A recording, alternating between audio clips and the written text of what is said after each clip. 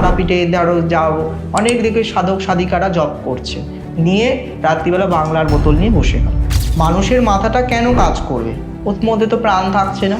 কিন্তু আমি ইন্ডিয়ান তন্ত্রের মতে স্কাল্প বলো, সেটা পশু পাখির হোক, শিয়ালের হোক, সাপের হোক বা মানুষের হোক, মানুষেরটা কেন? মানুষ হচ্ছে যে কোনো জিনিসকে আবিষ্কার করছে, মানুষই পৃথিবীর সৃষ্টি সমস্ত কিছু করছে।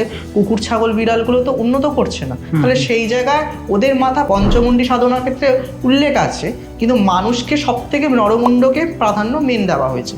কিন্তু ও যখন কবর থেকে তুলে আনছো তুমি, বা যেখান থেকেও তুমি যখন মাথাটাকে আনছো, সে মাথাই থাকছে। কিন্তু যখন তান্ত্রিকের কাছে আসছে তখন সেটা মাথাটা কেন কাজ করবে? প্রথমত আগে মাথাটার মধ্যে নেগেটিভটাকে কাটাতে হয়। তুমি যে ওই রক্তটা ব্লাড আনলে তো ওর মধ্যে নেগেটিভ আছে, নেগেটিভটাকে পজিটিভে করতে হবে। ঠিক সেরকমই মাথাটাকে যখন আনছো, আনার পর ওই আগে তো গঙ্গা জল দিয়ে প্রথমত মাথাটা ধুচ্ছে না, মাথাটাকে তেমন 3 পুকুরের জল থেকে শুদ্ধ গঙ্গা দিয়ে ধুতে হয়।